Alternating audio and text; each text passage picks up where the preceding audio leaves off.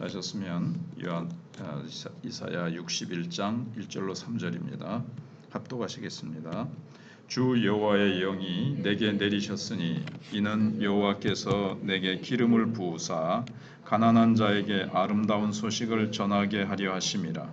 나를 보내사 마음이 상한 자를 고치며 포로된 자에게 자유를, 갇힌 자에게 노임을 선포하며 여호와의 은혜의 해와 우리 하나님의 보복의 날을 선포하여 모든 슬픈 자를 위로하되 무릇 시온에서 슬퍼하는 자에게 화관을 주어 그 죄를 대신하며 기쁨의 기름으로 그 슬픔을 대신하며 찬송의 옷으로 그 근심을 대신하시고 그들이 의의 나무 곧 여호와께서 심으신 그 영광을 나타낼 자라 일컬음을 받게 하려 하심이라. 아멘. 본문 말씀은 위대한 하나님의 축복의 시대가 어떻게 시작되는지 밝혀주고 있습니다. 주 여호와의 영이 내게 내리셨으니 이는 여호와께서 내게 기름을 부으사 가난한 자에게 아름다운 소식을 전하게 하려 하심이라. 하나님의 축복의 시대는 주 여호와의 영이 내게 내리시는 것으로 시작됩니다. 그러면 여기 내게라는 이 나는 누굽니까? 예수님은 이것을 직접 자신의 힘으로 말씀하셨습니다. 예수님께서 공적 사역을 시작하시기 전에 세례 요한에게 먼저 세례를 받으셨습니다. 세례를 받고 물에서 올라오실 때 하늘에서 성령이 임했습니다. 그러자 두 가지 일어났는데 하나는 사람들에게 보이지 않았지만 성령이 예수님에게 내리셨고 또 하나는 성령이 비둘기 형상으로 예수님 위에 나타나셨는데 이것은 사람들의 눈에 보였습니다. 이 사건이 바로 주 여호와의 영이 내게 내리셨으니 이는 여호와께서 내게 기름을 부으신 사건을 말하는 겁니다. 그 일이 있고 난 후에 예수님은 광야에서 40일 동안 계셨고 사탄의 시험도 받으셨습니다. 그 후에 처음으로 예수님이 자신이 자라나신 나사렛 동네의 회당에 들어가셔서 읽은 성경이 바로 본문 말씀입니다. 예수님은 이사야서를 달라고 하신 다음에 회당에서 61장 1절과 2절을 읽으신 후에 이 글이 오늘날 너희 귀에 응하였느니라. 누가복음 4장 21절에서 이렇게 선포하셨습니다. 오랫동안 인류가 기다려온 하나님의 위대한 축복의 시대가 예수님께서 이 세상에 오셔서 성령으로 세례를 받으심으로 성취가 되었다는 것입니다. 그리고 이제부터는 마치 날씨로 말하면 계절로 말하면 춥고 어둡던 영혼의 겨울은 지나가고 화창한 봄날이 시작되었다는 겁니다. 그러므로 우리 인간들의 위대한 축복의 시대는 두 가지 조건이 맞아야 이루어집니다. 그 첫째는 하나님의 아들이 이 세상에 오셔야 되고 둘째는 그가 성령으로 세례를 받아야 하는 것입니다. 그런데 왜 성령을 기름에 비유하셨을까요? 기름은 불을 붙이는 성질이 있습니다. 기름에 불이 붙으면 빛을 발하기 시작합니다. 어두운 방에 불을 밝히면 어둠이 물러가고 모든 것이 환하게 드러나는 것과 같습니다.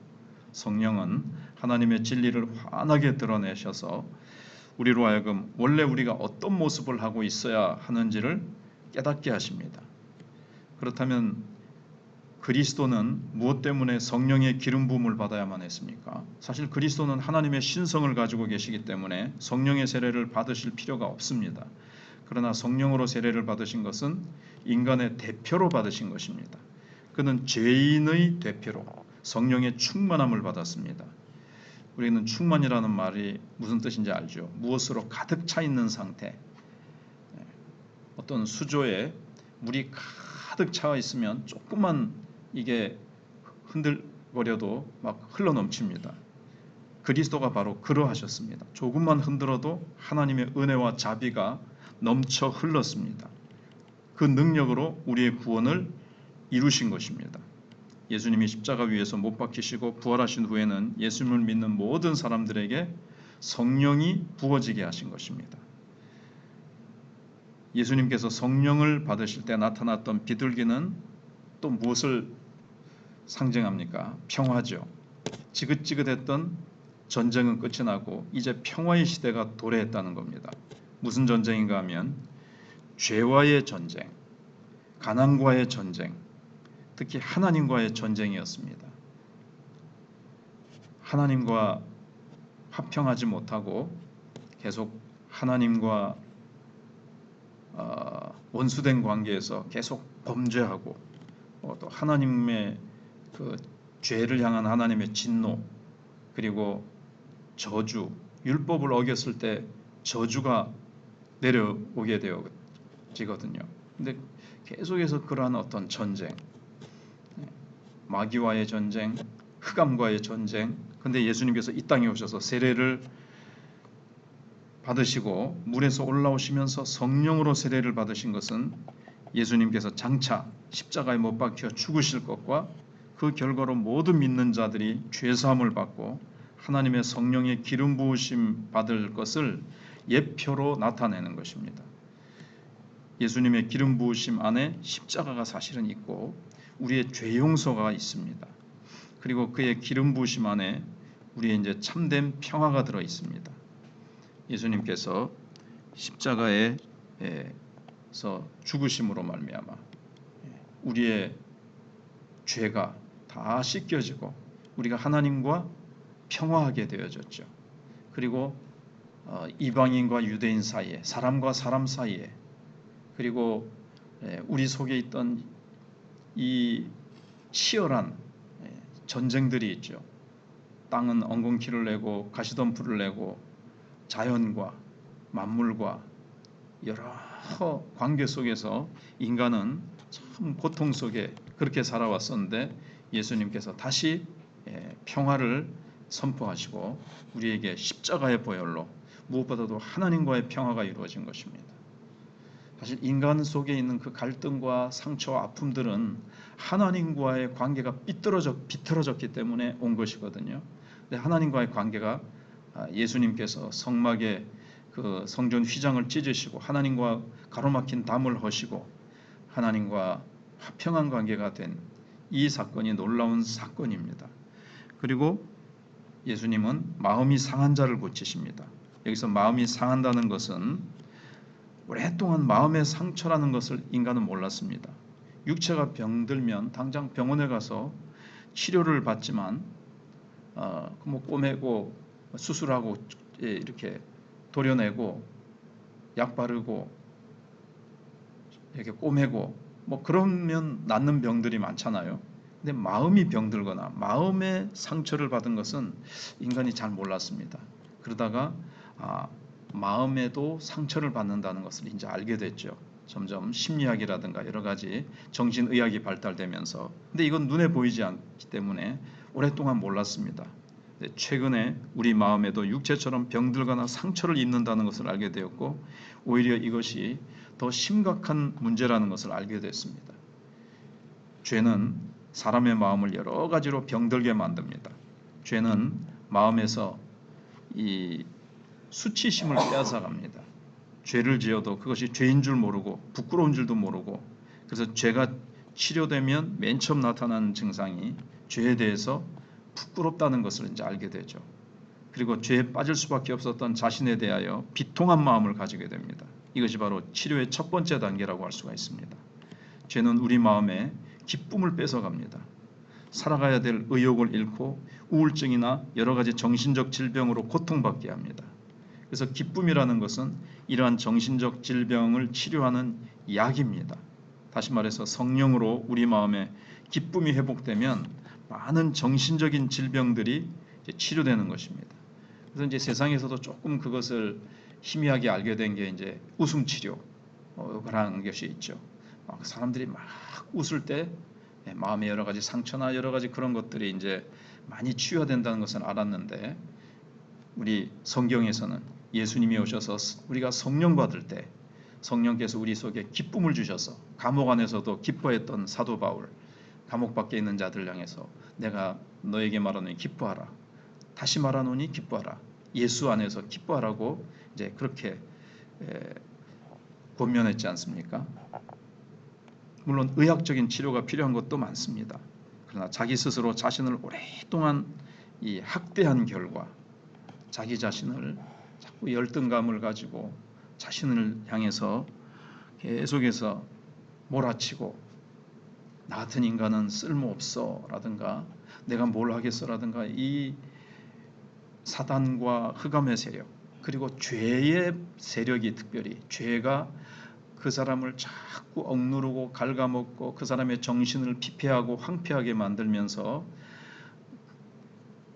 사단이 이 죄를 이용해서 도적질하고 죽이고 멸망시키려고, 도적이 온 것은 그렇잖아요. 도적이 마귀잖아요. 마귀는 이렇게 인간을 피폐하게 만듭니다. 그러나 예수님께서 오셔서 다시 성령을 부으시니까 내 자신의 존재가 어떤 존재인지, 얼마나 하나님의 사랑과 은혜가 충만한지, 하나님의 아들이 나를 위해서 십자가에 죽기까지 나를 사랑하셨고 예수님의 보혈이 내 죄를 씻으셨다는 것을 알게 될 때 죄 사함 받은 기쁨 때문에 기뻐 뛰며 주를 본다면서 우리가 찬양하면서 나오지 않습니까? 그래서 질병은 성령이 주시는 기쁨으로 회복될 수 있습니다. 죄는 다른 사람들에 대해서도 좋지 않은 감정을 가지게 만들지 않습니까? 다른 사람들을 미워하거나 시기하게 만듭니다. 다른 사람들이 하는 말에 대해서 오해하게 만들고 남을 업신여기게 만듭니다. 이런 것들이 열등감이나 비교의식을 자꾸 키우는 거죠. 두 개가 사실은 똑같은 겁니다. 우월의식이나 이게 교만함이죠. 교만함과 열등감은 같은 뿌리에서 나오는 겁니다. 딱 비교해가지고 나보다 못하면 우월의식을 느끼고 나보다 잘났으면 열등감을 느낍니다. 이런 것들이 다 마음의 병이고 이 속에 마음이 곪고 이것 때문에 교만해졌다가 열등감에 시달렸다가 통제되지 않는 또 분노감을 마음속에 이제 가지죠. 그래서 막 폭발하면서 사람들이 막 범죄를 저지릅니다. 묻지마 살인도 있고 묻지마 폭행도 있고 사람들이 다 지금 마음의 병이 들어서 층간 소음으로 사람을 살해하고 주차 공간 때문에 또 사람을 살해하고 이 마음에 많은 분노가 쌓여 있다는 거죠. 이게 막 엉뚱한 데서 조금만 자극을 주면 이제 막 폭발하고 터지고 이런 것들이 마음에 깊은 상처가 있어서 그렇습니다. 주로 이제 열등감에서 오는 거죠. 그래서 이 세상에 예수님이 오셔서 이 상한 마음을 치료하시기 위해서 오셨습니다. 각자가 다 이런 상처 정도의 차이지 마음속에 열등감, 분노 여러 가지 받았던 세상 속에서 인간관계에서 생긴 이 많은 이 수치심과 열등감과 분노 이런 것들, 미움, 시기 이런 것들로 인해서 늘 인간들이 의심하고 불안해하면서, 그런데 예수님께서 오셔서 성령을 부어주시고 우리에게 하나님의 사랑과 믿음을 부어주십니다. 상하고 냄새나는 마음을 주님 앞에 가지고 나가서 자백하면 예수님께서 깨끗하게 치료해 주십니다.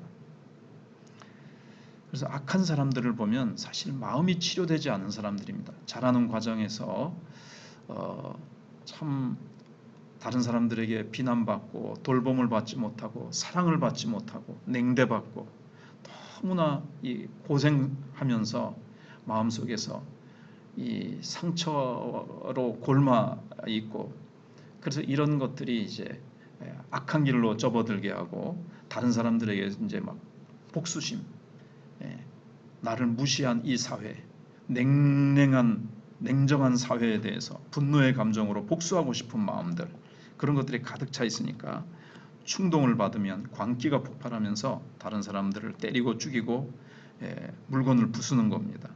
이것만 치료되면 누구든지 다 천사와 같이 아름다운 마음을 가질 수 있고 누구든지 사랑할 수가 있게 되어집니다. 자, 그리고 이제 그 다음에 계속 또 뭐 포로된 자에게 자유를, 갇힌 자에게 노임을 주시기 위해서 예수님께서 오셨는데, 그 다음 부분은 또 내일 새벽에 이어서 생각해 보도록 하겠습니다.